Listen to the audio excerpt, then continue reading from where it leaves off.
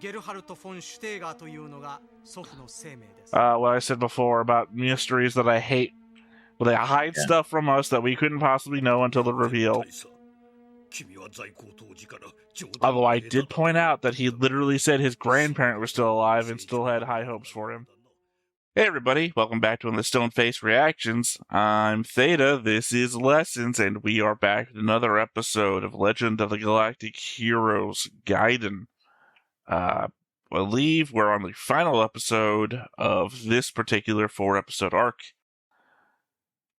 Before anything else, though, we do have a comment that I actually had last time, but I forgot to read because it was 6 a.m. Yeah. From Canaris4 from the movie Golden Wings. On ship numbers for battles. During the second battle of Tiamat, Bruce Ashby's battle, the Alliance had 40,000 ships. Or was it 45? ? Whilst the Empire had 55,000, which was the largest number of ships the Alliance fielded. As for the fifth Battle of Iserlon, the Alliance had 50,000 ships, which is bigger than the previous Alliance number. I get bothered whenever, I think it's California something, I can't remember what CA stands for. The old school company that did this was California something, I can't remember. CA translates German words into English, since I can clearly hear Reinhard saying Mutter, or however they spell it, and not mommy. The former strikes me as overly formal for a kid of that age to say. I have two thoughts of it. Either the Japanese writers just looked up the word mother in a German to Japanese dictionary, without regards to formality, or Reinhardt as a baby was taught to speak proper, so he ends up being the creepy kid who uses the word mother. I mean, since they translate all the German, how are we, as sub-readers, supposed to know when they are saying German words or not? Although, till Golden Wings, the exceptions to the translated words were Sieg and Kaiser. I mean, it could also be that Japanese, when you address parents and the like, it's rather formal as well. Or it can be, depending on the situation. So they may have said, oh, this is he's supposed to be a minor nobility, supposed to be respectful of elders, something like that. But in a situation like this, where literally seeing his mother dying, I think he would have said something more, more familiar, more less formal. Well, he was also a little kid. Yeah. And the top one, of course, covers our argument about the ship numbers, which I still don't get what your point was. No, I thought that the battle, because I wasn't sure about the numbers, I thought that the battle, the third battle Tiamat was the largest. Second battle Tiamat. The second battle Tiamat, as opposed to the attack on Iserlon. Again, the argument that we had was that a guy in the past said that's the largest fleet that we've ever had, and then a guy in the future says this is the largest fleet we've ever had. And that's where our argument is that I kept saying, no, it's a temporal thing.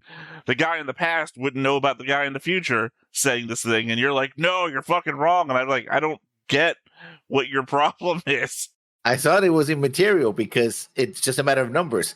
If the later numbers are bigger than the other number, then the person with the bigger numbers is right, and the person with the smaller numbers was not right anymore, because that got supervened. It just... Yeah, that's exactly what I was arguing, and you were telling me I was wrong, and we kept arguing. It's like, the guy in the past can't know the guy in the future. But I think that's immaterial. That's the thing I was saying. It's not immaterial. It's like if your dad, when you were born, said, I'm the tallest guy who's ever lived, and then you grew up to be taller than him. He would not know that you would grow up to be the tallest man who ever lived. It is material. It is the entire framework of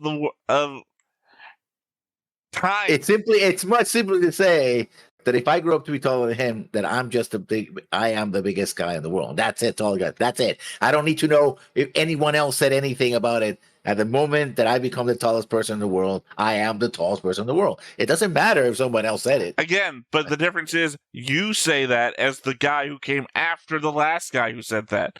The last guy who said that couldn't have known that you were coming. It's a time thing. You're not on the hook for a thing that will be true in the future. Yeah, okay. I'm going to ask you something.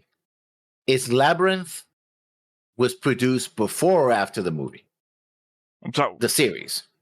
The series that shows the Battle of the Battle of... Oh, sorry. You said Labyrinth. I thought you were talking about the David Bowie movie. I'm like, what are we talking about? No. We're talking about Legends of Galactic Heroes. Sorry, what was it? That animated thing where they put all the characters together. They had the Coliseum and they had all the heroes fight each other and then they make their own world. That little animated series where they do like one episode every year. That recently they came out with like episode 4 like 2 days ago. And Yes. they sent the kids to the Labyrinth and David Bowie's, Goblin King was there. So it's in my head. Oh, okay. No, I'm talking about literally Legends of Galactic Heroes Spiral Labyrinth. Now, what about it? Now that I know what you're talking about. Was it made before or after the movie? I don't know. I think Golden Wings might have been before Spiral Labyrinth. Spiral Labyrinth would have been 99 or 2000. I want to say 99 because that's when the first Gaiden series comes out. Wait. No. Never mind. That question is immaterial. It is immaterial because that's nothing to do to the internal timeline of the show. Because Yang would not have been in command, and he was in a he was in the movie. Position. Yeah, in the movie he was. So yeah, it wouldn't. Well, because you remember that this comes out after 1999. But Spiral Labyrinth would have been before, in timeline, before Golden Wings. Yeah. All that matters is when the people said it in the timeline. Yeah, I just want to know which one was the biggest battle. And that if the Battle of Isilorn was the biggest, then it's the biggest. That's it. We're done. No more Except that you're super confusing for no reason. I wasn't super confusing. If somebody 50 years ago says this is the biggest fleet, and then somebody 50 years later says now this is the biggest fleet, and you're in a tissel because what the fuck was that guy 50 years ago talking about? This is clearly the biggest fleet. As though he has any say in the modern day. It doesn't matter.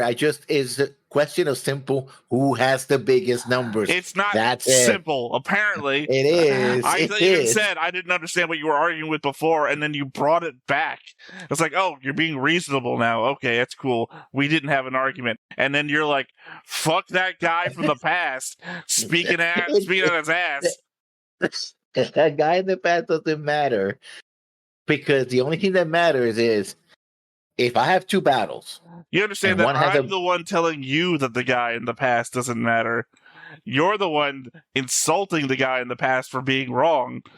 As though he would know that today. Yes, it's been your whole argument so far is that guy is wrong. Of course he's wrong.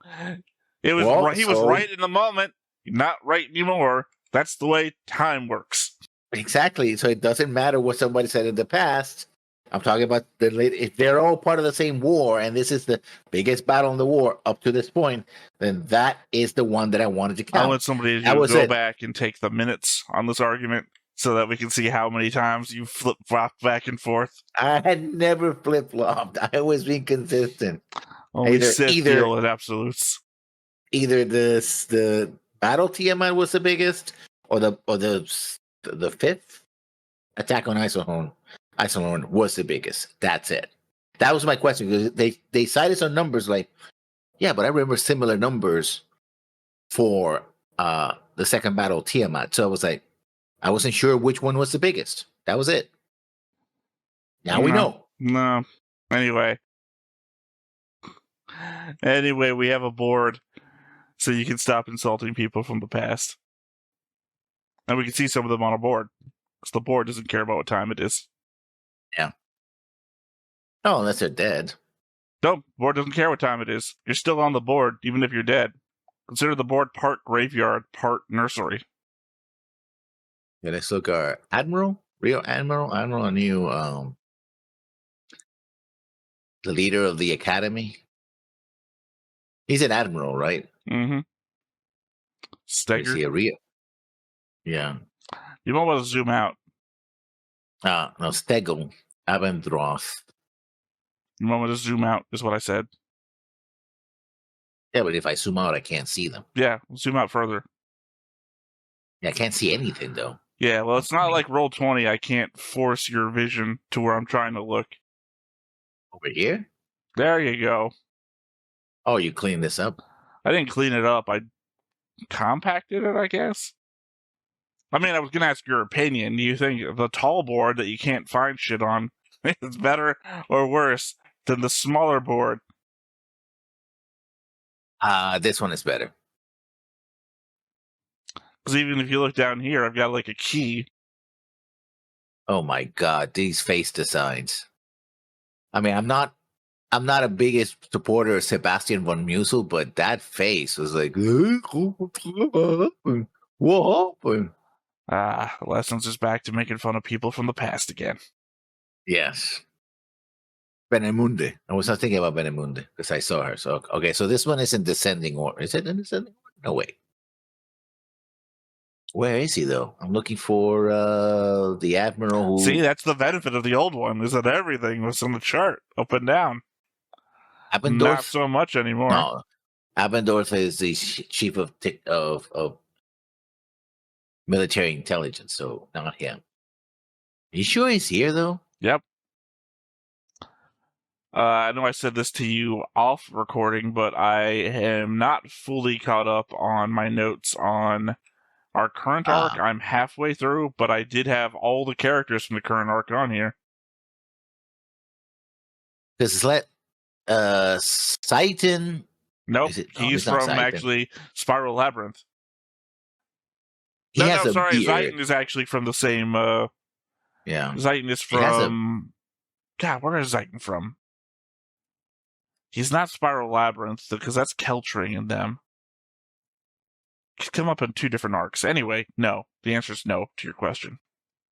Now you're wandering into the Alliance side. It's clearly the characters we just saw were in the Alliance. I can't see him, because if these are all the admirals under nobility, from Rear Admiral Stecky Abendroth. I told you it's not ranked that way. This is how I had to save space. Oh, here we are. I mean, the easiest thing to do is find the cadets, and probably they're connected to the principal of their school. Admiral Gerhard von Steger. That's probably not how you pronounce it. Nowhere near the actual German, but here we go. I mean, we're safe. We're Americans. I'm Puerto Rican, but hey. Anyway. Technically, you're still American. Yeah, that's a rabbit hole I don't want to get into. Close all these windows before. Why do I have so many windows open? God damn it, I have a bad habit of having all these windows open. Not really. Well, it's 83 degrees, so it's not that hot. Would be hot for me. I prefer the north. Why they call me king? Anyway. So yeah, that's him. And the cadets, of course. Moritz von Haas, Johann Gotthold, von Wertz, Erich von Warburg, and Karl von Reif. See, my concern isn't so much that you might be saying them wrong. It's the accent you're putting them in. Sorry about that. Yeah, that's probably the worst thing to do. Moritz von Haas, Johann... I'm trying to... Gotthold? How do you say that? Is the H silent? I don't think it's silent, though. I mean, they're saying it in Japanese accent anyway, so... Right.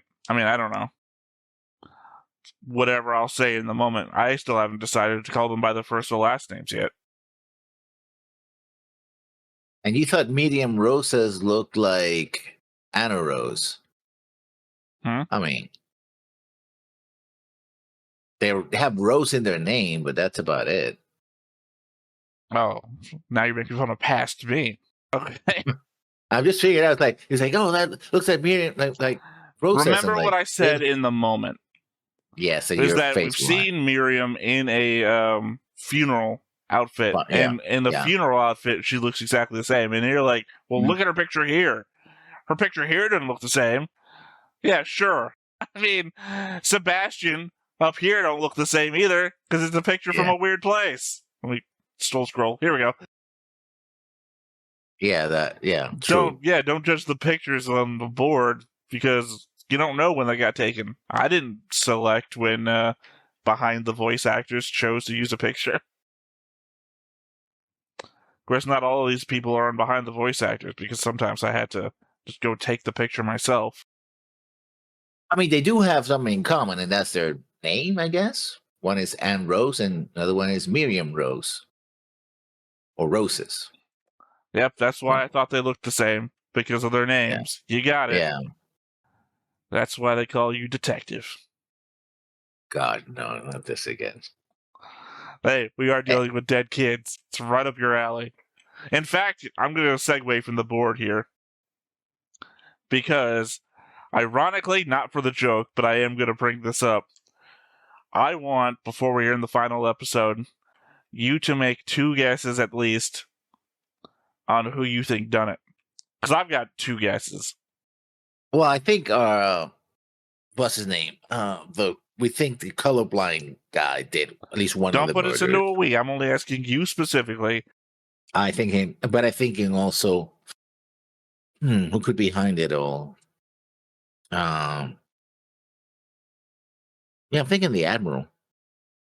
You know, because if we're talking about, and that's a question I had, by the way, black market trade of like dry foods from the academy. That doesn't seem to be very profitable unless there's a very big demand for food, somewhere nearby, right? Where this would, in the plan, like you You're have a doing lot of that thing like you sometimes do where you're making up clues. No. I'm just wondering. No, I'm saying there was never really a thing about dried food. You're just making that up now.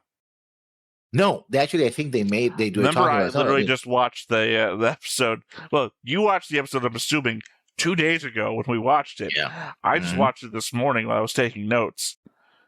I have a note about this. Well, either way, it has to be relatively dry. If I it's think in you're storage thinking like that. food because they talked about it in the cafeteria, but they don't specifically say food. You're associating is what you're doing. So what was in the warehouse that wasn't food then? School supplies. Oh, a black market on school supplies? They said schools. Jeez. That's literally the words that they used. Mm. Again, they had the conversation in the cafeteria. You associated. They were talking about in the cafeteria. They must be talking about food. And then you came up with dried food out of nowhere. Yeah, but they were talking about how bad the food was. Like, oh, this spec sucks. I tell you, like, the first murder I commit, I'm going to make sure I have a conversation that has nothing to do about anything with you. Because you're going to be like, clearly he killed him because of Atari games. Because we were talking about Atari games, and then he was dead. No. Let's look at the framework of the conversation. They're complaining about how bad the food is. He literally says, God, this food's so bad. I know they have enough money to buy better stuff. And then the other guy, who's the first ranked guy in the school, says, there's a rumor that they're selling school supplies on the black market. Which could be, sorry about the scratching my back. Yes, I know, arguably, food is a school supply, but they don't say dried food. You made that up. That is 100% coming out of your brain. I've eaten, not very good school cafeteria food. So I would have put it past them. Yes, I too was a poor kid who existed entirely on free lunch at school. Yeah. I'm just saying, my experience doesn't have anything to do with a sci-fi show in the Nazi future. Yeah. I have to believe they're not giving away free school lunches. They don't believe in that shit. I mean, their feet. We don't see them paying in the cafeteria, the academy. Maybe they do. We Maybe they have literally those. also don't see them walking through the line getting their food. But they have it on tray, so it's not like they teleports or anything. So, Well, they do. They do teleport in the realm of narration, right? It's not important for us to see it happen. yeah.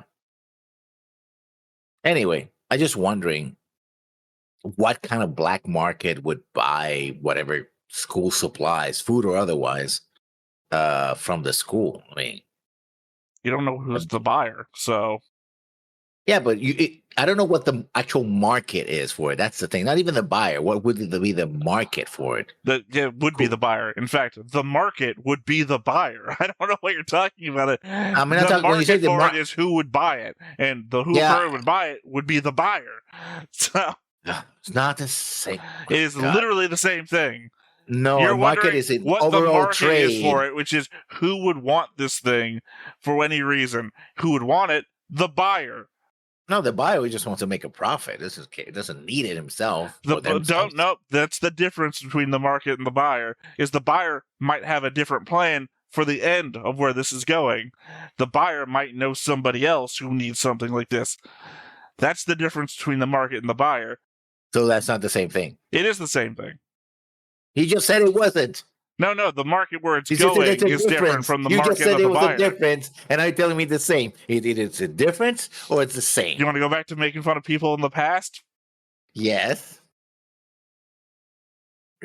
Don't tell me it's the same. And they're like, oh, but the difference buyer is like is a part of the market, right?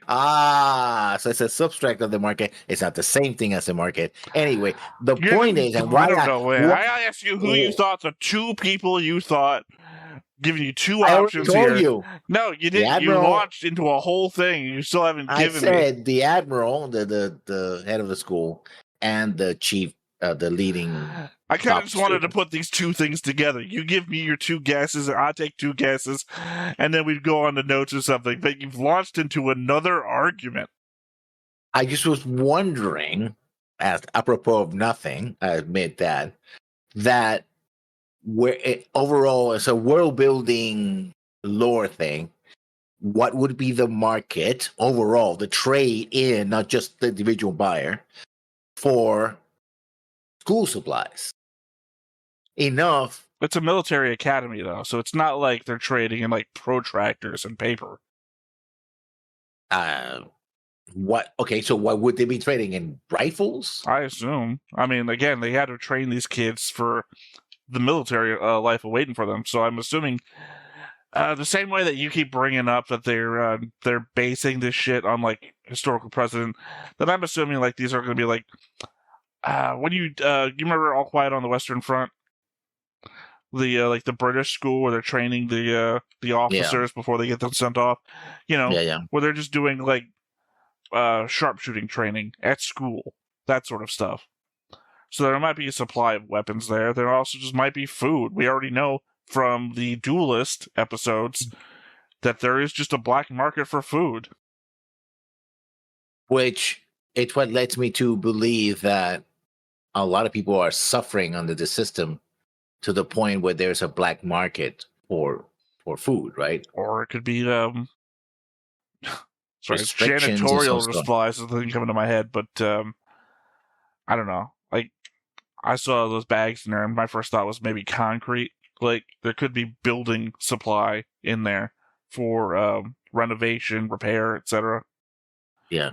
School supply is a broad category. Normally, when I think of school supplies, I think like notebooks and chalk and that's what I said. That's what I'm saying. It's a military academy, though. School supplies could have a wide margin. Bullets, for example, at a military academy could be a school supply. Although they use NEU weapons in this future, so. But we have seen that there is a supply of bullets available. I mean, yeah, for like ancient guns and duels.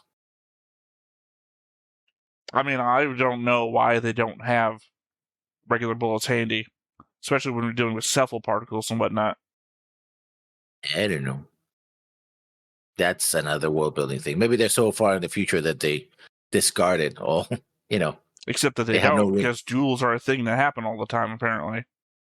Yeah, but those are it's like somebody having a sword, right? It's like, oh, why a sword, right? There's a that sort of thing. It's not necessarily it's there's a difference between very specialized equipment for very specific reasons and military acquisition of what could be millions of units. Like, why do we need to waste money on regular rifles? We don't use them, right? I find it difficult to argue this because I have a note very specifically about it later. Okay. I mean, I'm arguing now because we're talking about it. The idea of they should have this stuff. I've got a point later about why they don't have this stuff. So, I'm just able to keep both thoughts running around in my head. Anyway, I also think the principal, vis-a-vis the admiral, as you said. But my other guess, you think you said number one student or principal? Both. Yeah, both. Yeah, mine is principal, aka the admiral, aka Steger, or the military police captain, who's unnamed, not on the board. The one that had to talk with them and says, "Oh, well, the one that we also know has 2 kids that he's put back away from the front lines to keep them safe." Yeah. But more so, what's the motivation for putting Reinhardt and Kirchhoff on this, especially when they're not military police? And I would think that's to ensure that it doesn't get solved. Because I'm not so much thinking that he's in it on his own. I'm thinking maybe it's the 2 of them, the principal and the military police. Because if he didn't want to get caught, what's the best way but to bring the military police captain in on it? Yeah. Because in that way, we also didn't report this crime for 3 hours. Yeah. Clean up, then bring them in. He said maintain. Well, we don't know what happened between when he gave the order to keep the scene intact and when someone else came up, Well, nobody gave an order to keep the scene intact. They no, came in. he said that. No, they came in later. When they were looking for him, and they found it, and then it's when the principal and I guess that other guy's the vice principal. He's never named or given any duty or whatever. They show up and they say, "We haven't touched anything." That's the only thing about the crime scene that they say. We haven't touched anything. And then they go back to their office, and he goes out and overlooks everything. He has conversation, or he says about, "Oh, these people are going to get sent to the front lines and whatnot." And then 3 hours go by. I swear he actually said that. I'm not going to go reload the video because that's going to take too long. Also, it's a thing that I've actually requested to be stopped doing. Yes. Looking shit up. I would rather have a 20-minute argument than sit in silence while you read something. You know what? In fact, that's another reason you should take notes. To prove me wrong later. Here's the thing you said last time. Here's why you're wrong. Here, I would prefer that. Yes. Also, I can edit out a 20-minute argument. True. So those are our picks, and you have notes. That's correct? And you don't. Is that correct? Yeah, that's correct. Well, actually, I'll go up to my timeline. I just wanted to note that I have added a couple of names to the timeline. Because these notes are mostly from the returner. They got resupplied by a supply ship organized by Ernst von Eisenach, which is not a person that we see in the episode. So there's no picture of them on the board or anything. Just making a note that is the name that's there. Aided by Imperial Military Liaison Officer at Fezen, which is Lieutenant Junior Grade Neidhart Mueller, who was age 22 at the time. Also not pictured in any way. So not on the board. I've got them there specifically because they name dropped them. Reinhardt seemed impressed, so I assume they're going to be people that we'll see later. The merchants of Fezen would sooner sell their parents than navigational data, so the Imperial Liaison Officer to Fezen had to build up a small amount of info that we had seen on the Alliance's side of the 2 corridors over a period of months. Makes sense. And I think it puts in dispute the fact that this is supposed to be an autonomous region and more like they're independent. Oh, but for the Empire saying otherwise, right? Because it's like that's vital information that if you're a part of the Empire shouldn't tolerate them not giving them the information. It's like, why Well, I'm don't going to give go us into information? my next note then. Yeah. To your commentary before about pheasant and why it is suffered to exist, I have to. I love to see. I'm from the future. I saw what you were about to say. Yeah. Of course. I have to believe that there is some reason.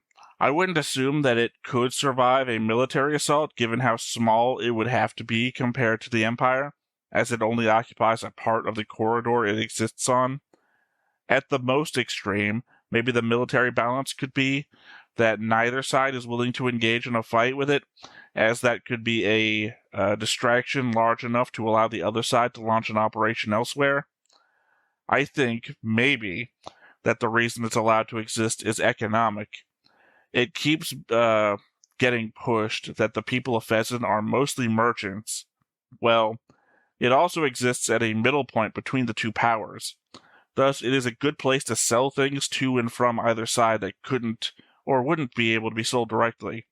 Essentially, Pheasant might serve as the galactic market, and in that way might be too valuable in its long-term profitability to attack.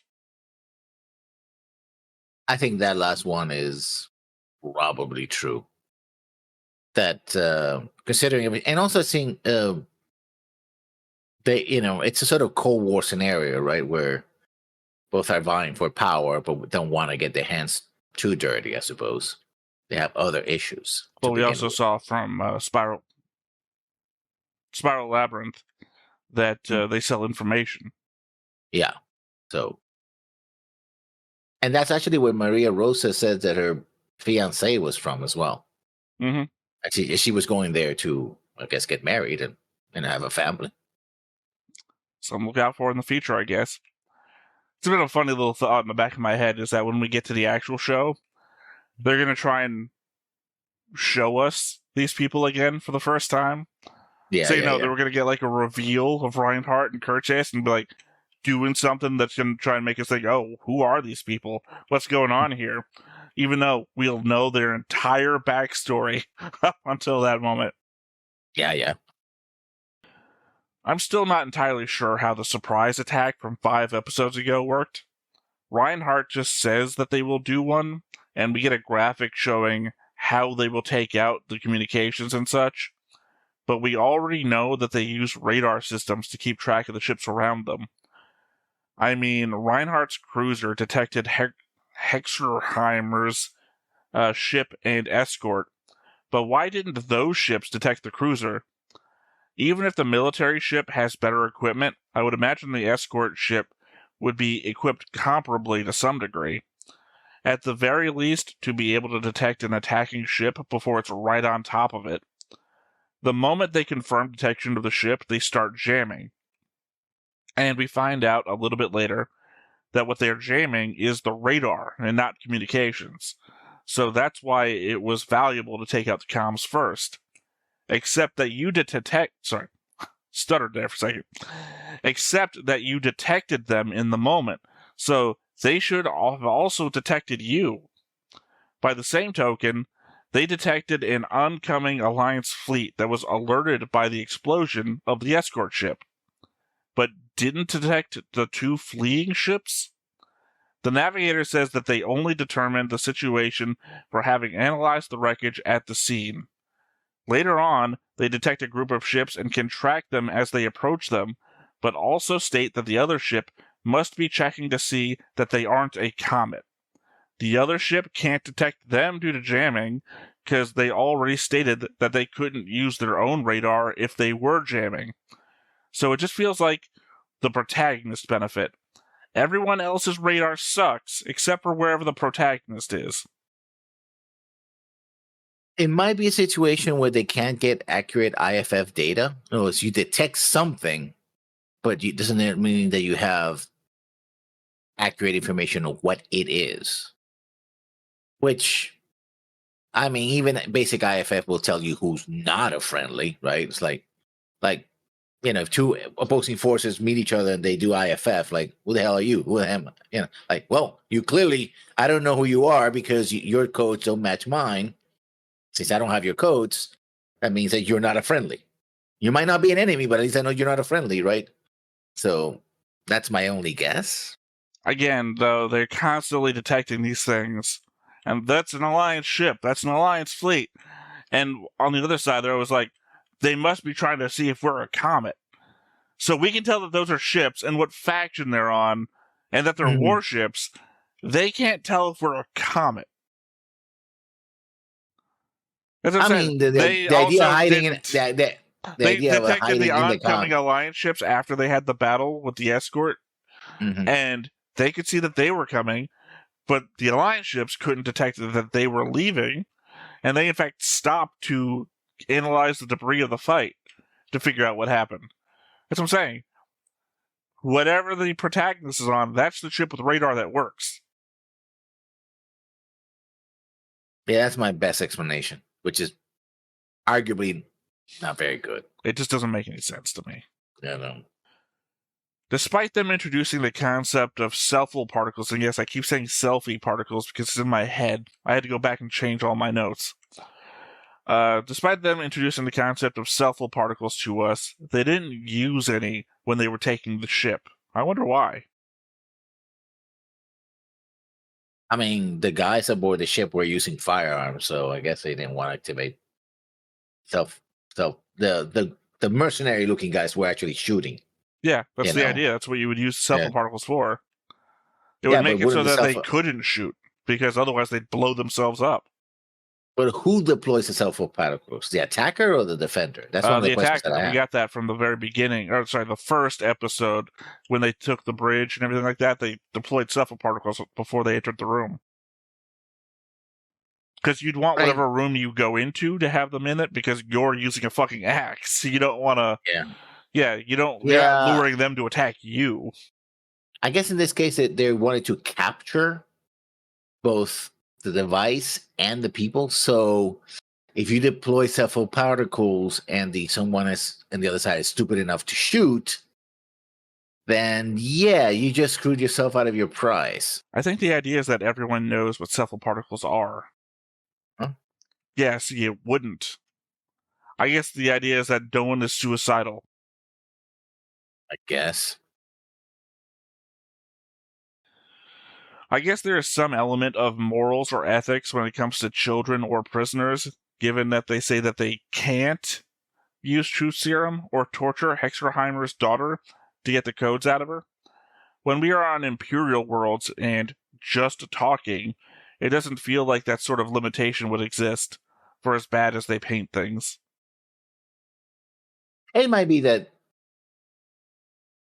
it might be that certain groups have greater dispensation. Like I don't see, for example, the secret police having any problems torturing a child or using truth serum.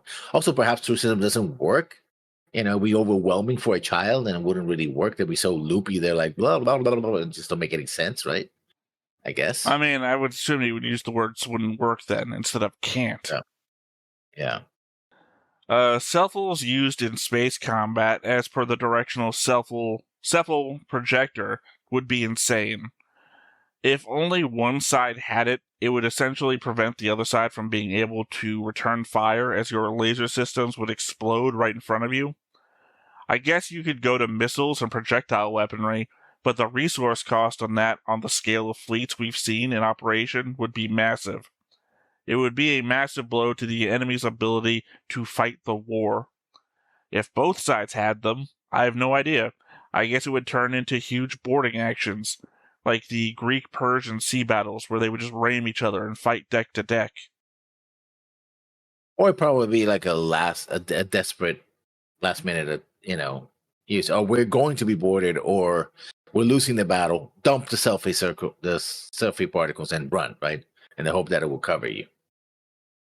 Well, that was the purpose of the directional one, in that. Yeah. Here's the problem. The main flaw of the whole directional thing is that either you set up the fight beforehand, like you know where the fight's going to happen, or the moment you start pointing selfie particles, they just shoot at you and you explode because you're currently surrounded by them. You have and you can, and they seem to be like work like gasoline in space, where you hit them, it just follows all the particles explode in sequence. So if you're deploying them, it's like, oh, they're deploying several particles. Shoot at them, the beam heats them, and it goes back to the very device and blows it up, That's what and I'm whatever saying. ship is. Yeah, because Yeah. you have to either deploy them well in advance or hope not to get shot. I guess you would have to have How decoy cephalal projectors, so that way they never know which well? ship to shoot at. I guess how detectable are these things? Because apparently they use them multiple times. Nope. They had a And screen readout showing exactly where it was going. So, yeah, but that well, would be the I'm the guessing deploying ship would have it. there would be an electromagnetic signature. Yeah. I'm assuming, because we know that they said that there's I think nanites or nanoparticles, whatever they said specifically, in them. That'll Yeah. not the whole thing. Apparently, it's like littered with them though, to allow them to guide where Yeah. it's going. So Maybe the alliance doesn't have the technology to detect them I think they have yet. to. They have to, because specifically the first ship that chased them, it was all about putting us in between them, and they're not going to open fire because if they shoot, they're going to blow the thing up that they want to capture. So implicitly, they've stated that they weren't going to shoot because they want to capture the device, which also then implies that they know that they're surrounded by cephalal particles. Yeah. Yeah, the whole call myself a particle sounds cool until you're like, oh, how do we deploy this? Yeah, it's like bathing. It's like bathing yourself in gasoline and rushing somebody with a lighter. It's like It's like, okay, Well, sure, that's I gonna mean, work. I think more so it's kind of like if you were in a video game, right, and you're standing right next Mhm. to the red barrel, Yeah, but you're like, it's a red barrel spawn point, so you're throwing red barrels at people. But at yeah, the end of the day, all they have to do is shoot the red barrel when it spawns. It's like, oh, fuck. yeah, I remember joking about the fact that the engines should have ignited the cephalal particles, and then the two bridge officers have a conversation about that very thing, saying it only ignites in high heat, like lasers or beam cannons. My thing is that when they show the ships coming to a stop and the engine shutting down, the engines go through a spectrum of color changes like they are cooling down, implying to me that they are operating at high heat. they clearly are not regular rocket engines because the tanks that would be needed to use them for such long journeys would not. I mean, they require fuel. We know Yeah. that because they shut down and then they had to get the resupply, and they literally said resupply the reactor. So, I mean, Again, though, my point is that the engines go through a color change cooldown process that matches a heat spectrum, yes. implying that I they mean, are hot. well, they might not be sufficiently hot, but then if it's providing propulsion, yeah, it had to be some high. The I would color of expect the some. heat spectrum that they go through at least matches the color of the lasers. Yeah, lasers have different colors, not so much because of the heat, but because of the radiation base. I'm just saying that if we're going to Because you use have you can color have as a like determination for heat, then yeah, you can have X-ray lasers, you can have other things that I don't. mean, Yeah, arguably, we should not see anything happening but ships exploding. yeah, I guess you need it to know where you're aiming. So Littenheim, father of Sabine, had ordered Hexerheimer to search for vulnerabilities of Prince Braunschweig. Hexerheimer discovered that Braunschweig's daughter Elizabeth had the characteristics of a genetic disease. He reported that to Littenheim, but since his wife was Elizabeth's mother's sister, that would mean that the disease would also be present in Sabine. As we've covered more in depth in our current chapter, due to the inferior genetics law, neither would be able to take the throne as Kaiserin, or worse, and would mean the downfall of both houses if the information got out. Thus, Littenheim attempting to poison the Hexerheimers.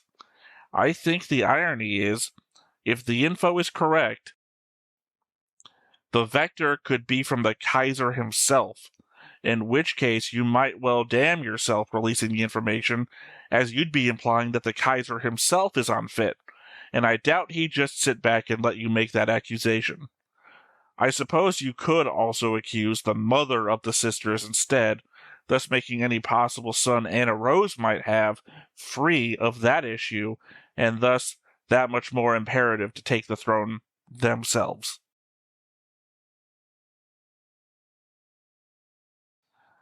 If the two daughters both have a genetic disease, no, I'm just spelling it out in case while you're biding your time. If they, you could say either that comes from the Kaiser or that comes from the Kaiser consort, whoever had the kids. So either the Kaiser himself is the source of the genetic disease, which means no matter even if Anna Rose has a son or daughter, they're going to have a genetic disease, or it's from that mother of whoever had them because they're sisters, implying that if Anna Rose has one and it doesn't have the disease, that it was the mother and not the Kaiser. But it could literally rotten from the top. It could be. You know what happened to Brunheimer? Braunschweig? Yeah, the former cons. No. Oh no, you the kid was born dead. What's the word I'm looking for? Yeah, stillborn. Stillborn, yeah. Technically, but he was stillborn. we got that though. That might have been some words that coming up my brain. That there might have been a doctor interference that caused that. Remember, I keep saying Glacier was responsible for that. What if they discovered in that child the same genetic abnormality?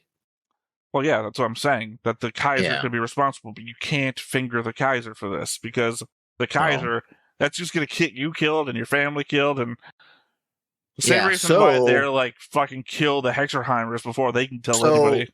The thing that happens is the child is then born. It's stillborn.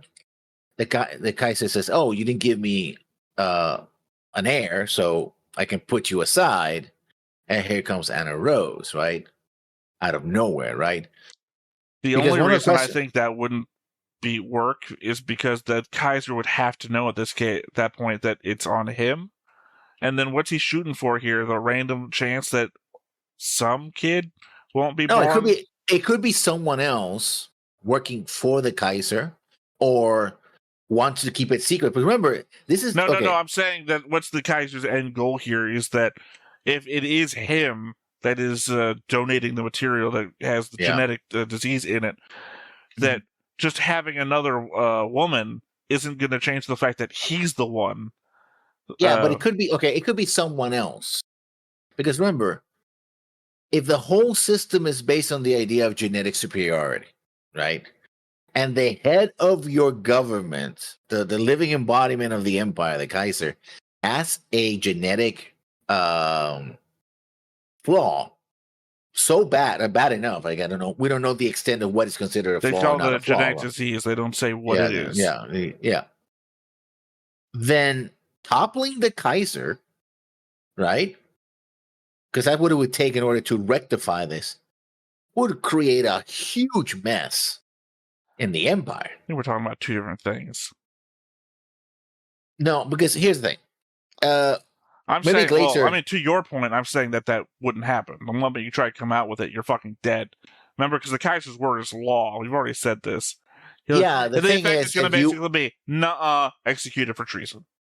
So the other option would be don't reveal it and just cover it up. My point was I was talking about the Kaiser doesn't need to know this either. You don't have to you discover it, you keep your mouth shut, you declare the kid stillborn, and just keep it under wraps. Right, but my point wasn't about coming out about it. I already agreed with you before you went into this that you just don't do that. That's a bad move on all counts. My point was I don't understand what the Kaiser's goal here is. If he is where the genetic defect is coming from, then your chances of having a kid without it are just as good with the same woman over and over again as it is with any random woman, it feels like. Yeah, but here's the thing. Oh, I'm going to say this. It might well be the Kaiser doesn't even know. Sure. So it might be someone like Glacier going like, oh, well, I made the necessary test. Oh, shit, if it gets linked to me that I found this out. Okay, baby, stillborn. hey, lady, you gotta go. Send her away. That's it. We buried it, and the I Emperor's do like, have a note "Oh, here on my timeline, not in my yeah, notes. Reinhardt makes Abendroth aware that he knows of the mission's true purpose, which would then imply that he knows the genetic defect thing. yeah," but he might not know that it comes from him, though. No, the idea is that you're saying don't let anybody know, and I'm saying that Reinhardt's implied that he knows. I'm assuming for blackmail purposes later, should the need Yeah, yeah, arise. hmm But I mean, he's let somebody know. yeah. And of course, now the Alliance knows, assuming that they didn't get killed on the way. Let's see. Funny thing, it might be that it might be something correctable, right? That because they have this blanket ban on genetic aberrations, they go to the Alliance. It's like, oh, you have this? Okay, we just have to do some gene treatment, and you're fine. Because they don't care about that, apparently. I don't know. I did have the thought about the fact that they've been at war with the Alliance for so long, but it also means that the Alliance people had been members or families or whatever ancestors have been members of the Empire for long enough that if you believed in shit, what's the word I'm looking for here? Can't remember the word. Euthanasia's coming to my head. That's the wrong word. Yeah, no. If you in eugenics, If you did yeah. believe in eugenics, as the Empire seems to, Mhm. then you would have to believe that all the people in the Alliance are basically stealing the work of generations of people to make a pure bloodline. Yeah. And that's maybe why you can't let them go and you consider them rebels, is because for as bad as they're doing, they are, in some respect, the end result of multiple generations worth of weeding out the weak. To a point, I guess. But again, what is in fact the weak? And well, there's a whole bunch of questions. I don't remember. I wrote it down here. They literally wrote down that genetics is responsible for willingness to work. So I mean, there's like attributing shit to Yeah. to genetics. Like, I don't know. Like I said, if you believe that eugenics is a thing, then that might be the reason why they're not willing to let the rebels go. Because it's more than just disloyalty or anything. It's literally you've stolen the blood of generations of our people. Could be weird, weirder than you think it is. I'm deleting this note because it's just the ranking of the people in the school, which doesn't seem like it matters. Eric von Warburg's parents died in the war. His grandfather is still alive. I think Carl knew about Moritz.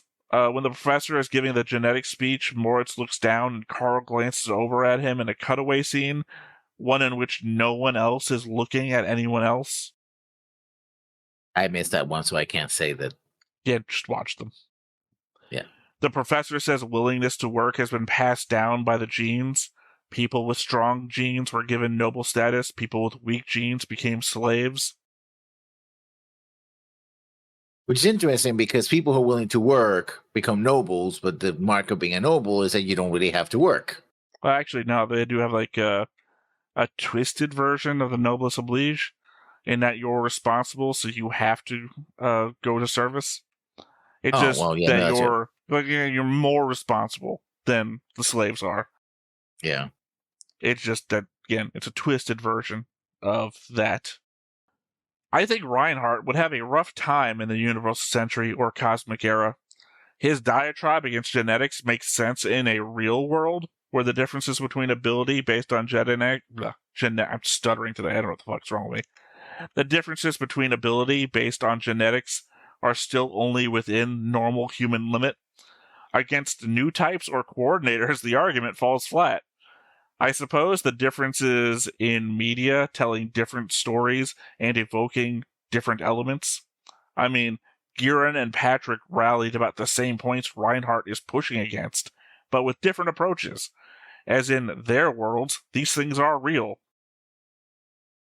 Yeah, it's what's called the X-Men factor. It's like, oh, and that's a problem that I have, like, with some of these stories where it's there's racism. Racism is bad. But by the way, we're racist against people who technically could hurt us and have the ability to do so. They're faster, stronger, can shoot fire from their eyes. It's like, it's not, it becomes the magical minority, if you will, right? It's like, oh, well, normally when somebody says something about a minority, they're just speaking out of their butt. But in this universe, if somebody's from this magical minority and they look at me funny, I explode. So maybe I should be a little weary about this magical minority, right? That's the problem I have with it. Is like, oh, once you make them magical, it's like, well, Well, I mean, actually, not so much magical because the examples given here. Well, maybe the new types could be magical, but I mean, by magical, I mean they will have coordinators are. I know, powers, but I'm the just saying I'm superpowers, not and going with your X-Men example because yeah, your X-Men example, they literally make those arguments because it's literally every high school kid is now atomic bombs walking around. We need to do something about that. I mean, they do the same thing in DC too, and everywhere else. But I'm talking more along the lines of, say, just maybe coordinators, which is yeah, literally we have supermen walking around. We're a race of supermen. And in yeah. that case, But it's just like, the racist argument isn't. I mean, the racist argument is like based out of fear because you get that in season 1 with Flay. Like, you could run across the room and snap all of our necks before we'd even know it. They're fucking coordinators. It's not like yeah, the Flash could kill us all in a second. That's just that dude is like Olympic level in everything. Be afraid. yeah. No, but I think in the case of Seed, the one thing that sort of permutates that is like, oh, well, we created them like that. It's like, okay, essentially, the real fear is that you created a slave race, essentially, that you're afraid will no longer be your slaves, right? They will not simply meekly out and follow your orders and do what you want them to tell them. That's the thing, as opposed to like random, like psionics, something. It was just random person. It was like, yeah, I could melt your brain with my own Well, mind or that's why I'm something like that. leaning against the X-Men Yeah, argument, more yeah, towards the.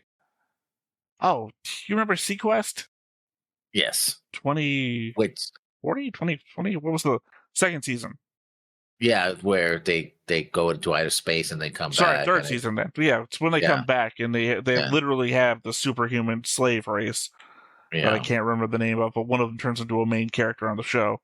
Because Mhm, literally that situation, it's just. yeah. But yeah, again, my point is mostly that Reinhardt's arguments don't make a lot of sense in the world where they exist because it's like, if you got nothing but your genes, then you got nothing to say anything about. And it's like, well, I don't know. When you are literally Superman, you can just kind of lean back on those genes. Siegfried makes a mental note to say that Reinhardt and Anna Rose have genes inherited from Sebastian. I have to wonder if the Empire considers alcoholism a genetic defect. I don't know if this was something that I think you talked about it a little bit, and while we were watching it, I'm not really sure that there's people who are predisposed to addiction and other conditions, but that doesn't mean to the show. So I don't know if the writers knew this when they were writing this in the 1990s. 1988. Yeah, no, but we're talking about the 1990s. Well, this is later, but yeah, Well, this is 1999 to 2000, but yeah. I have to assume, much like Mhm. Char's inability to wear contact lenses, Yeah. that you have to focus on the stuff that you've established. So they have to only stuff that we talked about in 1988. Yeah. So that might have been 1988. They were not aware of it. All right, I have one last note here. As much as it looks like Moritz set up Carl, all he said was that people working at the cafeteria were selling school supplies on the black market, and that it was a rumor. He didn't tell him to go anywhere about it. It seems entirely random for Carl to have just broken into a specific warehouse, and for Moritz to have just been there. It seems much more likely for the rumor to be true, as per Reinhardt's previous job during the Duelist episodes, implied about the black markets and shipping locations, and that Carl actually ran into whoever was responsible for taking and selling goods here, sort of in an Imperial Iconia situation. Seems as likely as well, But I think that that's one thing. This seems to be a sort of, I don't know. I have to watch for it because I had the impression that essentially the Reinhard and Siegfried haven't done a lot of work at all, and it sort of solved itself in a way. It's like, oh, we just noticed that.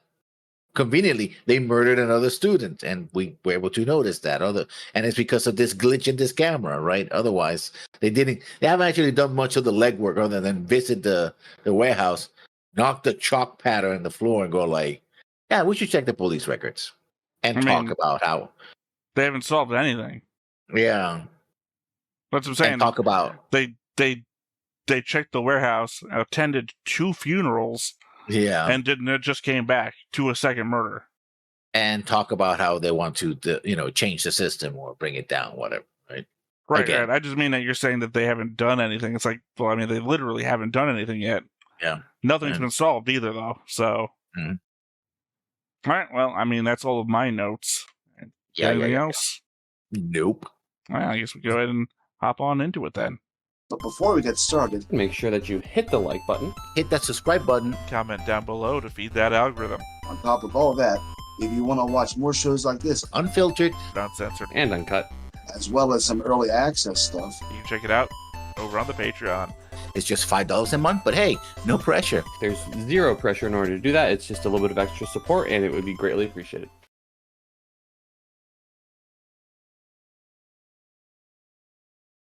The galaxy. Again. Well, I mean, it's going to be the same. Same every time. Well, between 1 and 2. Every 4 episodes, at least, it's going to be the same. Yeah. How many episodes of this? Will we have like a 40 or 50 episodes, right? We're still in the, prequel stuff. Yeah. A lot of stuff to cover. Let's see. We are in Morning Stream, Night Song, right? So that's 4 episodes. Then we have 100 billion stars, 100 billion lights, which is a movie. No, that is 12 episodes. I'm gonna say. Oh. Then we have the third Tiamat battle, which is 3 episodes.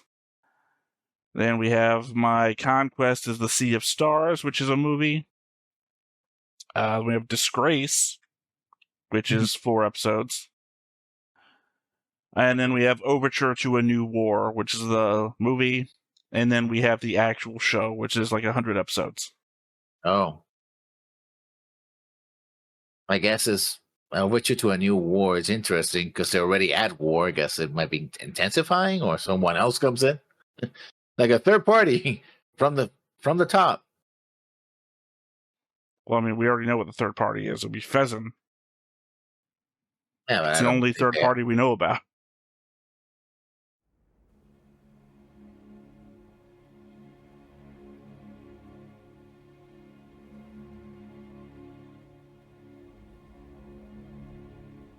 Meanwhile, the Hall of Justice.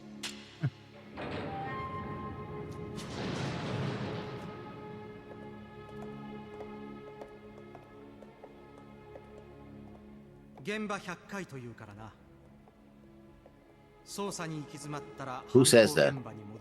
They say. Who says that? Some guy in the corner going like, "This is your 37 visit to the scene of the crime. You got 73 to go."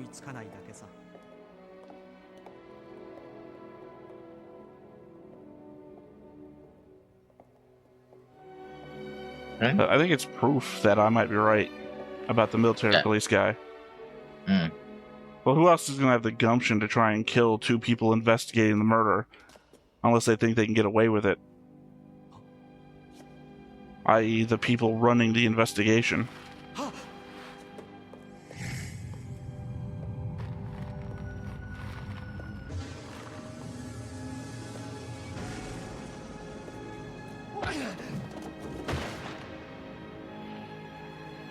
Sack of flour, I guess. Or concrete, like I said before. For some reason I look at those bags and I think concrete.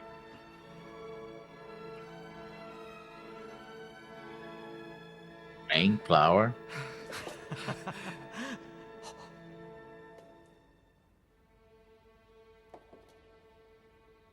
I think we would have seen that when we were seeing him getting murdered.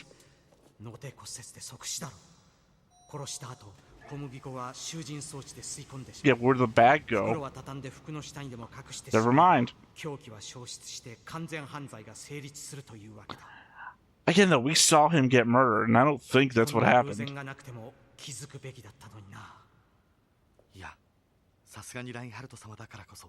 Also, then who murdered the kid in the bathroom? Another of those goddamn wheat bags. とおっしゃいますと、なぜ犯人は事故を装わなかったかだ。袋をそのままにして入り口の鍵を開けておけば単なる事故で済んだだろうに。なるほど。学校が管理責任を問われるだけで済みますのね。Not an experienced murderer, I guess. どうかなさいましたか。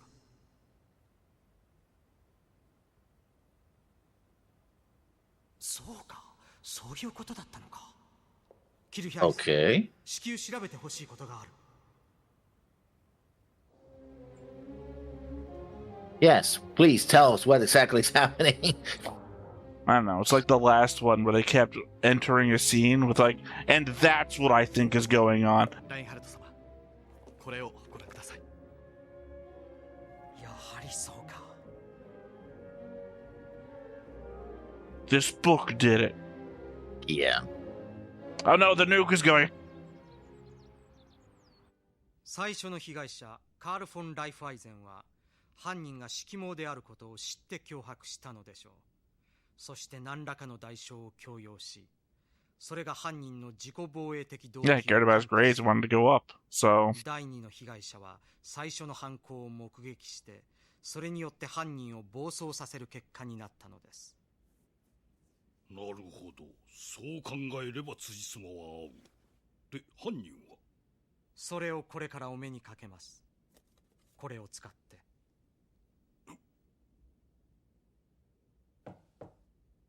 入りたまえ。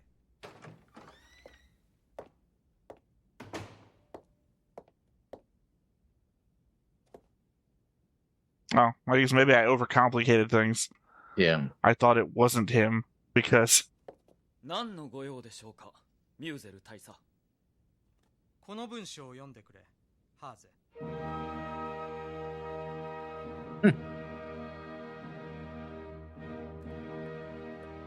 to be fair, I just wouldn't read that because I wouldn't want it to say it. Even if he couldn't.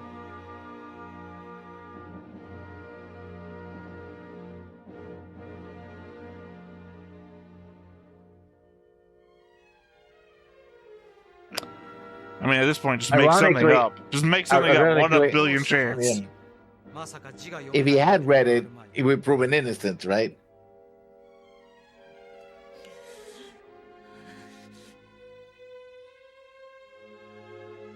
All the hard work he put in. それとも読めないのか。 そうです大佐、僕には見えません。確かに僕は赤緑色盲です。 I think maybe at this point, I would fake just not being able to read. それを認めます。 Rather Yeah, than the no. genetic thing, just あなたの I 下手な芝居に付き合わせるの it's はや random めてくだ chance. さい。 I just guessed every answer. I don't think that would have それが passed 刑 either. の本質。 Well, I mean, better than, you know, admitting to the thing they sometimes kill people for. それだけ感情が内にこもるのだろうな。はぜ、私は残念だ。残念でたまらない。 Disappointed? 優秀な生徒が訳あってのこととはいえ、同窓の学友に手をかけるとは実に残念だ。私自身の無力も痛感せざるを得ない。 ハーゼは犯人ではありませんよ。校長閣下。 何？ I just wanted to figure him for that. I just wanted to point out, haha, you're flawed, I'm not. Now back to the murder investigation. 入ったという一点だけです。殺人事件の犯人は他にいます。 Yeah, why did you just do this to this kid? You're like, God damn, their genetic stuff. Also, by the way, I'm gonna make fun of this kid.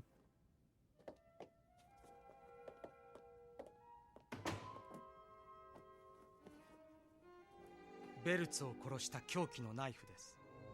これが先ほどエーリッヒ・フォン・バルブルグという生徒の部屋で発見されました。 Hey, I brought him up in my notes. 他の憲兵に His parents are dead, but his grandparents are still here. 正式ではないにしろすでに自供も得ました。ライフ・アイゼン、ベルツ両人を殺害した旨告白しております。バカな、そんなはずはない。あれは犯人ではない。第一、そのナイフはハーゼのデスクの引き出しにあったはずだ。 Because I planted it there. その通りです、閣下。ですが、なぜそのことをご存知なのですか、シュテーガー校長。Oops. I still don't get why they fingered Hase for being colorblind. Seemed entirely unnecessary. 死んだベルツは学年自責でした。この2人が消えれば学年第3位の者が自動的に主席に浮上する結果になります。学年第3位はエーリッヒ・フォン・バルブルグ。この際彼の姓は問題ではありません。重要なのは彼の母方の祖父の姓です。シュテーガー、ゲルハルト・フォン・シュテーガーというのが祖父の姓名です。What I said before about mysteries that I hate.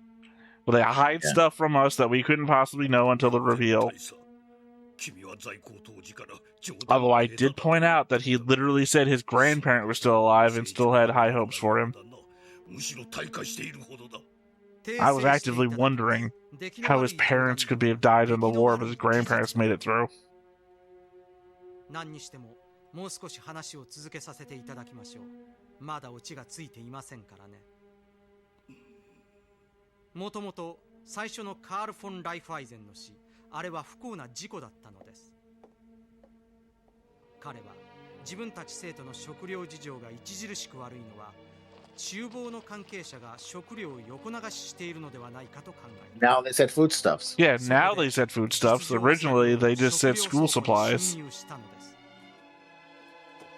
They certainly didn't say dried food, by the way. 不正の証拠を握れば士官学校に進むとき評価が高くなる。そういう打算もあったことでしょう。 Yeah, prove the school is stealing from itself. They'll certainly the school will give you a positive thing.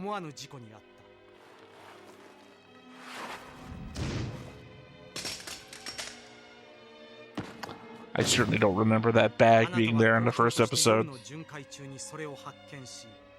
困惑せざるを得なかった。校長の管理責任が当然のように問われるからです。だが、そこであなたは一石二鳥の手を思いついた。By literally killing two birds with one stone. Actually, あなたは小麦粉の袋を空にして、袋を捨てた。 Yeah, but then how come the blood didn't absorb any of the flour, or sorry, wheat? 事故は殺人になったわけだ。 Okay, his whole thing was that the thing would suck up all the wheat on the floor. There's a yeah, lot but of the blood would, all over the place. yeah, it would mix. Yeah.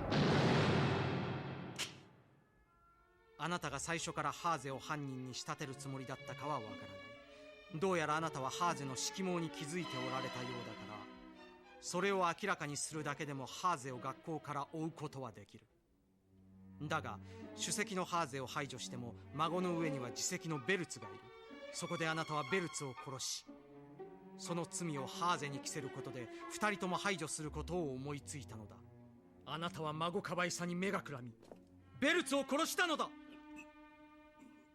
あなたにとって誤算だったのは、憲兵隊がよこしたのが捜査の経験もない青2歳だったということだ。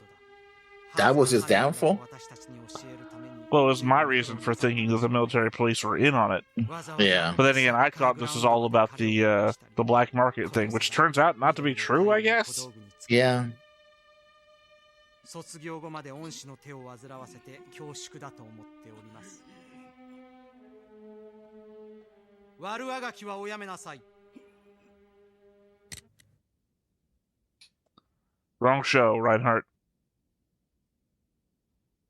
Oh, it matched his outfit so much, I thought he was just holding the gun. Yeah. There might be a gun here. 相打ちにもなりません。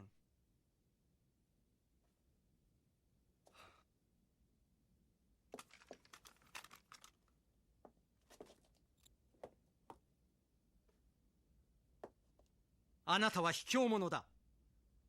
自分の地位を守ることしか考えず、その地位を利用して他者を陥れ、孫可愛さのエゴイズムを満足させようとしたのだ。殺されたベルツにも祖父はいるだろうに。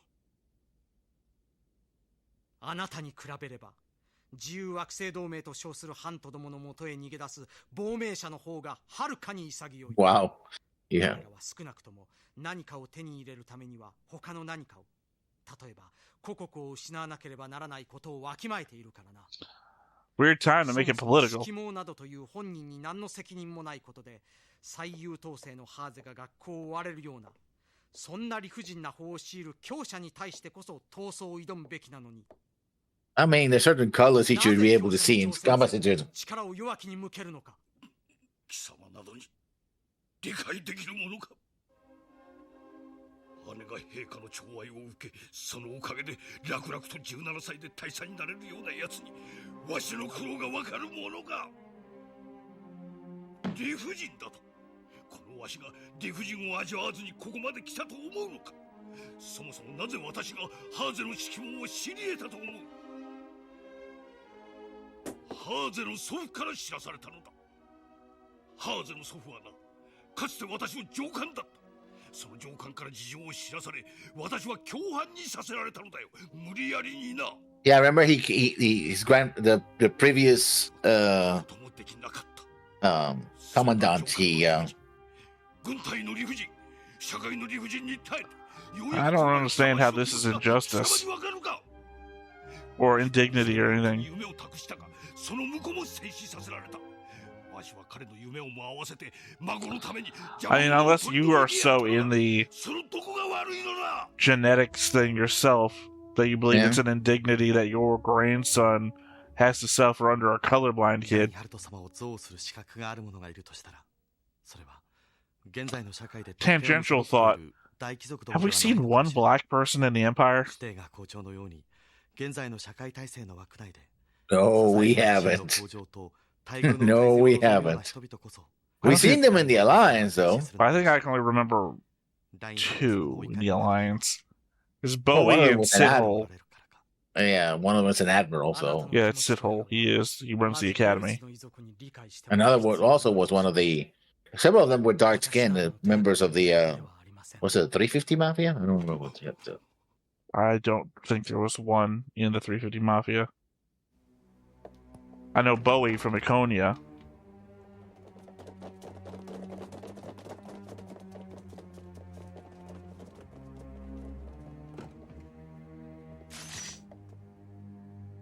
There you go. So I was wrong and I was right. Well, we were both the same way. We both guessed one person that wasn't and one person that was. But that's just the two guesses thing. What didn't mean that there was two people. It was just giving us two shots at getting one right. Yeah. But again, I think we were both focusing on the black market thing. So neither of us had motive, right? Yeah, why did you even bring it up? It literally didn't help anything. I mean, to be fair, he already knew. He'd probably bring it up himself anyway. Yeah. 上位3人の成績優秀者を同時に失うことになりますね。3人？シュテーが校長に連座してバルブルグも処分を受けるでしょう。そうでなくてもこの学校にはいられないでしょうし。そうか。そうだな。I mean, reasonably, you can't prove that he didn't know about the conspiracy to help him. Yeah. Or that other students might take it out on him. You know how kids are, and especially in a situation Also, like by this. the way, remember you had the rumor that both of them beat up 20 other upperclassmen. Mhm. It turned Yeah. out to just be 4-on-2, actually. Yeah. They literally bumped it up by 5 times. 聞いたか、ハーズのやつ、根絶されたはずの色盲だったんだと。ずうずうしいやつだ。遺伝病を隠して幼年学校に入るとは。あんなやつが主席だなどと、俺たちの学年の恥だな。どうせ記録も抹消さ。 I mean, maybe you should consider the The person you put in shame on beat you. とんでもない食わせ者だった。やめろ。ハーゼが色盲だからといって彼を軽蔑する理由になるのか。遺伝による体質や特質はそれを持つ者の責任か。 It doesn't actually matter if it's fault or not. ハーゼは学年主席だったはずだ。それは彼の努力によって得たものだ。貴様らは誰もその彼にかなわなかったのではないか。それでもハーゼを差別し貶めることができるというのか。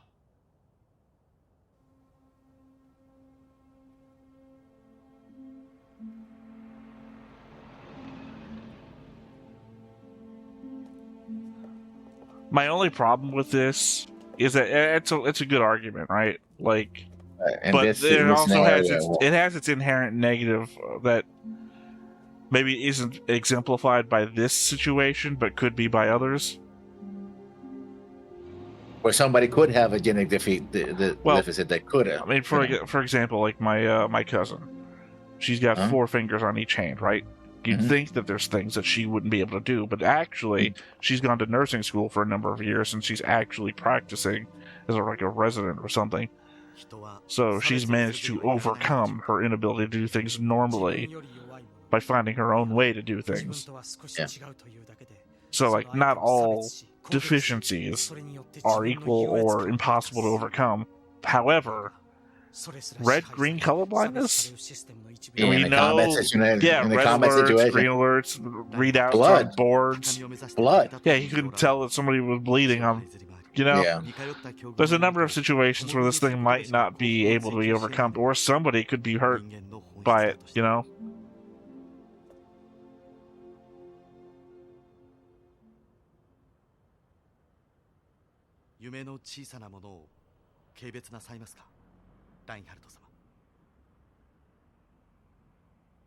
Good question.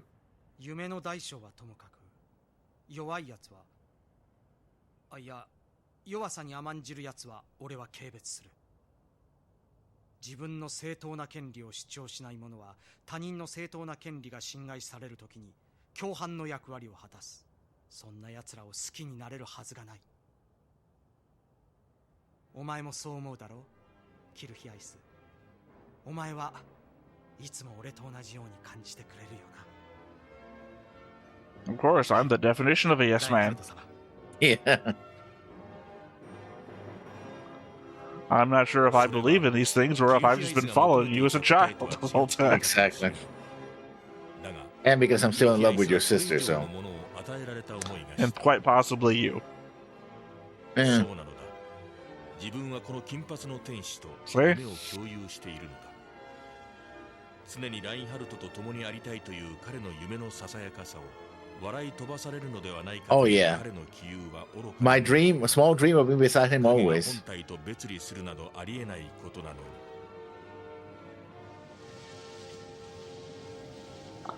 I don't know. Do you have a shadow in a dark room? Without light, there is no shadow. Or is it all shadow? I don't think shadow is an absence of light. It's just blocking light. No, I'm saying that If a dark room is because you cover the light, then everything is shadow. If there's no light, then there's no shadow that can be produced. well, I mean, technically there's light spectrum that we can't see. Does that mean True. that there's a shadow in a spectrum that we can't see? We can't see it. We don't know about it. Yeah, just because you don't know about it, like you're going into the if tree falls in the forest and know it's round, just making noise, right? That's what I'm saying. That there might be a shadow present in darkness. Just because we can't see it doesn't mean it's not there. I mean, it is like UV rays and infrared rays. Your body will block them, and so there'll be, you don't see them, but your body will block them. It will be a different shadow spectrum. at a spectrum that you can't see. Yeah, so there's always. It's like shadow. if you're in front of a fire and somebody stands behind you, they'll feel colder than you because you're blocking the infrared. Heat shadow. Yeah, heat shadow. Oh, yeah, cold shadow, I guess. Shadow of a different type. Well, no, I mean, I'm saying, Yeah. because you're a heat It is. blocker. Yeah. Mm-hmm. So yeah. So you've come around to what I said then. That if you're in a dark room, there is a shadow. Suppose. You still need a source of it, though. Source of what? In order to create a shadow, you need a source of it. So, like, I don't know, a window or something that's producing heat that would radiate toward you, so you could be the blocker for that heat. If it's just hotter around, well, you're using there's no heat as shadow. an example. I'm just talking about in general. Or UV rays or whatever. I guess cosmic rays should just pass through you, so it doesn't matter. There's no shadow there.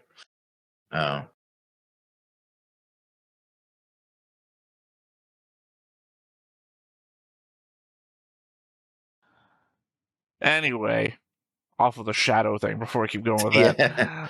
Like you're saying, the argument that Reinhardt is pushing is that you're not responsible for your genetics, I think is not entirely honest. I mean, What do you mean? You're not responsible for your genetics. You don't choose. So the same way that we said before, no one's chosen to be born, but it's what you're doing about it, right? And then some adversity can just sometimes be you can't overcome it. Yeah.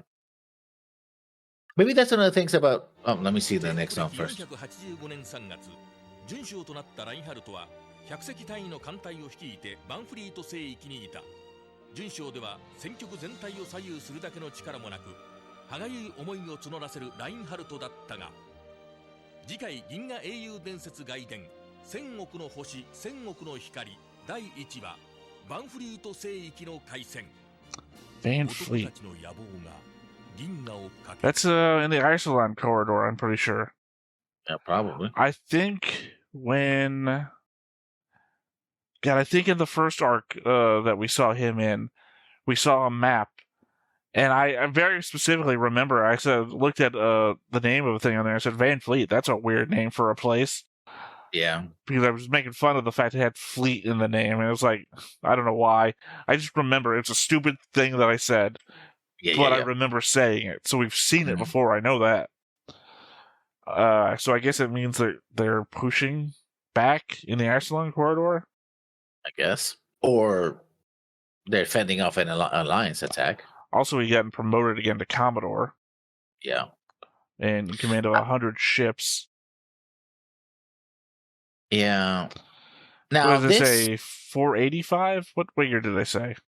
I did not know. I'm just checking my thing here. Sorry. So that would be next year because it was 484 this year. I'm only asking because I have a note in my timeline goes into the future.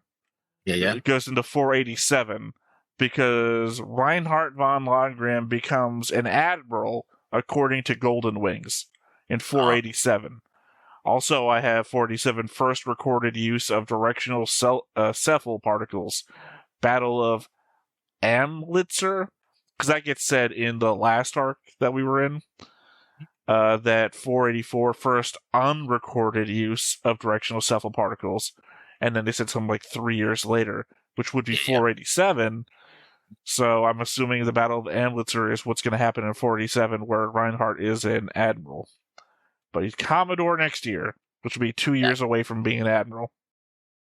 Now, I think this is probably the weakest of the episodes arc for Reinhardt, in that it's like. Do you think this is the weakest? Which one do you think what is the weakest? No, I'm not debating anything. I'm just saying, what do you think is the second weakest? No, I'm not debating that either. What do you think is the second weakest, just to compare the two? No. So I would guess that you were going to say Duelist, yeah, because I thought you said Duelist was the weakest before. Yeah, Duelist was the weakest before, yeah, because it just felt that it could have been done in 3 episodes, and I think this is stronger than Duelist. Is it? How come? Well, with Duelist, we actually got to see Reinhardt physically take action and have to learn skills that he didn't actually know, and I don't know, there was that whole element of finding out that his gloves were actually sword resistant because they were made of a material that I think was used in ships or space outfits or whatever. They were strengthened, yeah. Yeah, I mean, there was just more action. We got to see Anna Rose and actually talk to her and help her with her problems. We got introduced to Lytton, whatever, and Hexerheimer, which is the introduction of that whole political thing that Returner goes into. Yeah. We wouldn't have met Sabine without Duelist. Well, assumedly we would meet Sabine in the actual show. But that's the introduction. Like, I think that whole who's going to make the next Kaiserine thing feels like it's going to be something massive. So this was like the introduction to that, and the guy who thinks he's going to be in control of everything because his daughter is going to be in control of everything.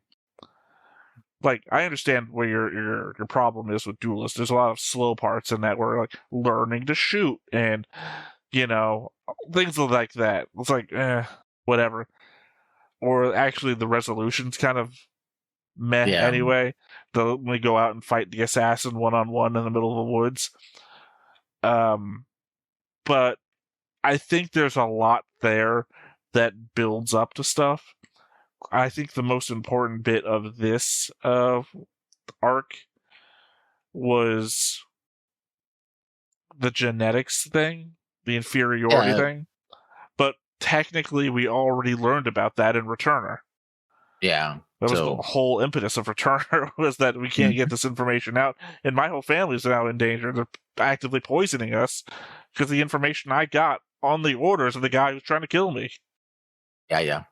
So I guess I'm actually agreeing with you that this is the weakest arc. Because this could have been remember when we were school and the things that we did and the internal politics and all that. That doesn't really get touched except for, mentioning that they fought like 20 people and there were like only 4, actually, right? No, and 2 episodes ago, the one that I'm only halfway done watching when I was taking notes before we said to record today, they're doing a memory flashback thing. Where we do get a bunch of the episodes we've seen already, but they also include bits from the school. Not just like the fight, but like him in classrooms or him getting angry at the guy teaching them about eugenics, essentially. And so there are elements of that spewed in but there. I think it would have been interesting to see him as a sort of returning alumni, not only interact with the principal, but with other teachers and stuff like that, right? Rather than, I have this memory. Like, sort of it would have been cool. Like, it would have been cool. It's like, one of the teacher hated, and when he sees it, like, I'm glad you are a captain now at 17. Well, I always knew that you were going to do it. And he's like, you piece of they sort of did. right? Like, the guy who opens the door for them at the warehouse is apparently somebody that used to give them shit all the time. Yeah. And they're like, oh, man, it's weird. You know, him giving us respect and everything. It used to like my shoulders are tightened up because he used to standing at attention and everything when that guy was around. Yeah. I don't know. For me, it wasn't so much the element of missed opportunity, which is what I think you're going for. As somebody who grew up with Scooby-Doo, this just wasn't a good mystery. Like, no, I don't get why he fingered Hase when... I guess like the element is that Steiger was going to anyway, because as he says during his whole revelation, I was basically being blackmailed by my boss, which is his grandpa, to get him on through, which I felt was like a slap in the face to my grandson, who's in the top 3, to have this genetic monstrosity. Colorblind. I understand that. I think the reason why he revealed it is so they was like, to sort of reveal the entire scheme, like, because without it's like, okay, but what's the motivation for pointing the finger at this guy, right? Why is this guy even involved? And you would point the finger at him if it, I think you could get past without that. Literally, him being number 1 is all the motivation he actually needed, because he was trying to get his grandson to number 1. That's why the other guy's dead. Yeah. Not the guy who died by accident, the guy who got stabbed. That's why he's dead. For one, to make this guy guilty of a murder, even though he's not guilty of any murder, but also to get rid of, like, number 2. Because remember, number 36 is the one who accidentally got killed. Who apparently went there to score some points. It just wasn't a good mystery. Like I said, that's what the disappointment is for me. Because I went into this like, oh, cool. It's going to be like a Detective Conan episode or something. Like, I'm going to be able to put the pieces together and solve the mystery. And it's like, no, half of it was literally going to 2 different funerals. half of another one was literally dreaming. And then the other half of one was just talking to a guy in front of the soccer match where I figured out the whole genetics colorblindness thing, but other than that, they got nothing else in that episode. So literally, it was like 2 episodes. I mean, I'm not going to say that the 2 funerals thing wasn't, well, actually, one of the funerals wasn't worth anything. I didn't think, sorry, I haven't gotten to that step in my note taking to know if we picked up anything from the number 36's funeral. Yeah. Carl's funeral, but certainly I think the dad's funeral was worth it because, Anna Rose, we get a capper on what's going on with the family. Yep. That was worthwhile. You had to put it somewhere. You're not going to have a 4-episode arc for a funeral. I wouldn't hope. I mean, I guess you could, do a funeral mix on the whole Gaiden thing. Like, oh no, what's his name? Rosas is dead. Oh no, Sebastian is dead. Oh no, we're finally getting the funeral for, what's his name? The guy I just said a second ago. Starts with a K. I literally just said his name. There's not that many dead people. We just watched a 4-episode arc starting with him. We should know it by now. I'm blanking. And you got to look it back in the board because I'm blanking. Let me just see if I can find them.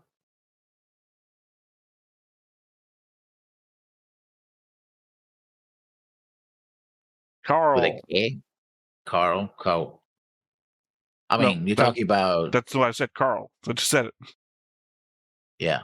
I mean, the captain that was helping out. No, literally just. No, I already talked about that guy. I already said we're going to, what's his name's funeral. God damn it, now I can't remember anything. It's literally the first name I said was the Yang funeral. Rosas. Yeah, Rosas, okay. Yeah, it's the first one I said. No, I just said Carl. I have all 3 guys already put out there. Now you just bringing people up to confuse me.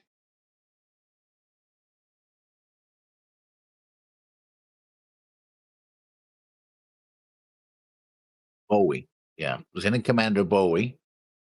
Oh, now you're looking for black people. Is that's what you're trying to do unannounced? Yeah, no. I literally already brought up Bowie. I said Bowie is from Iconia. He's the security chief on Iconia. Sydney Sithole. Jasper is... Sydney is the guy who runs the academy. Oh, yeah, you have some... I don't know. You're saying Frederick Jasper is a black man? Because I think he reads as Hispanic. Probably. I mean, he's darker toned than the average here, and certainly darker toned than most people in the Empire who have best come up as orange. The darker they look is like orange. Well, I mean, you've got your shades of God, I don't know what to call it. I almost want to say mauve. That's wrong. You got your shades of God, what color is that? Oh, pink? Yeah, I guess no. I mean, actual colors. I'm not gonna it's not white. But I don't know what color that is. I haven't been exposed to enough color names to be able to guess what color. I'm gonna stop you right. Yeah, stop you right there. That sounded so bad. What? Never mind. No, I want to know. Literally, I can't move forwards unless I know what I'm saying wrong, and I literally don't know what I'm saying wrong. So, no, it's okay. It's okay. I said I don't know enough color names. Color names, yeah. What do you think I said? No, because I'm thinking if as a kid looking at a crayon box. I get it. Which of these crayons? I got it. No problem. It's all on me. Don't worry about it. Well, no, that's what I'm saying is I don't know what colored crayon I'm looking at here because the thing obviously I'm trying to avoid saying is like skin color. No, because I think there's literally a crayon that's labeled skin color because they're trying to say this is what white people's skin color is, but then they're not thinking about the fact that other people have different skin colors other than white people.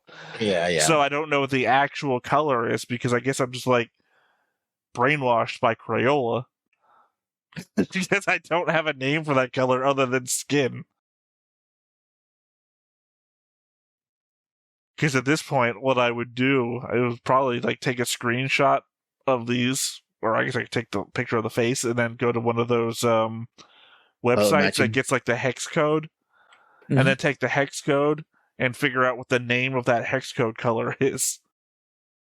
Anyway, it's not that important. The important thing is, Well, it's not important. It's just now it's the one wonder I have in my head. What's the name of this color? yeah. Goose. Anyway, so yeah, that was what was his name again of this article? Days of Dreams and Shadows of Night, I think it was. Hold on. It's the name of the folder. That is not this. It is that Dreams of the Morning, Songs of the Night. Night. Yeah. I don't know why I came up with shadows there. Yeah, because we were talking about shadows before. That's why it came up. My mind is scrambled right now. I don't know why. It's not even Scrambled 6 a.m. Yeah. Salmon. No, Scrambled salmon. like an egg. Salmon's the color. Ah, salmon. I Yeah. literally just opened up a website, Art Clicky or something like that, color name finder. I clicked one of the guys. Dark salmon was the color he came up with. There you go. I wanted to avoid food names, by the way, which is also not good. Well, we're not cannibals, so I think we're fine. Or, ironically, Bruce Ashby's the color of rose fog, which is actually pretty artsy-fartsy. If you, Yeah. what race are you? Rose fog. Yeah, no. I'm mayonnaise, but anyway. But Monday is pink rose or orangey red. I think she'd probably prefer pink rose than orangey red. Yeah. Although I think the second one fits her personality more.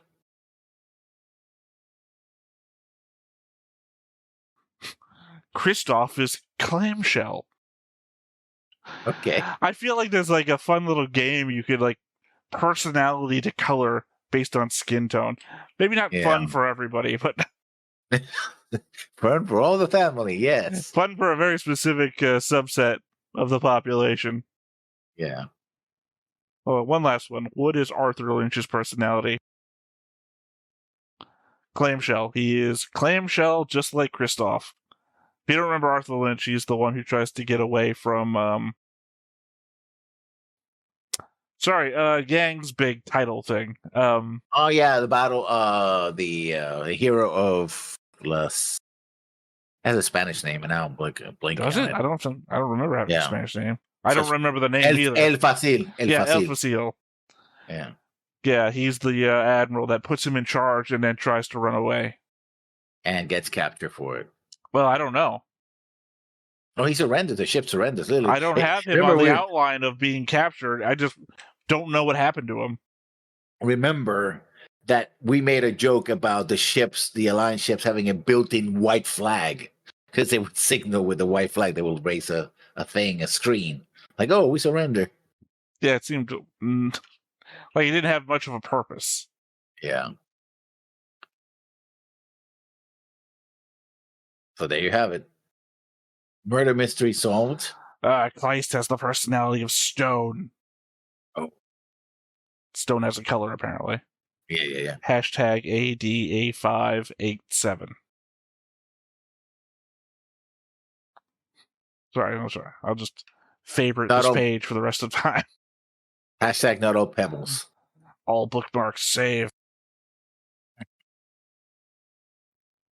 Well, it's a 98.1% match to stone. Similar names: mushroom, gray olive, bronco, cement. I love this page. Yeah. All right, I guess that's that. So, once again, I have been Theta. This has been Lessons. We've been Stoneface Reactions. We'll catch you next time. Bye-bye. Hey everybody, thanks for watching another Stoneface Reactions. If you have an idea of another video we could go ahead and watch, go ahead and put it in the comments down below and we'll add it to the wheel. Be sure to like, comment, and subscribe, and let us know what you thought about this video, what parts you liked. And until then, we'll see you next time. Is this too goofy?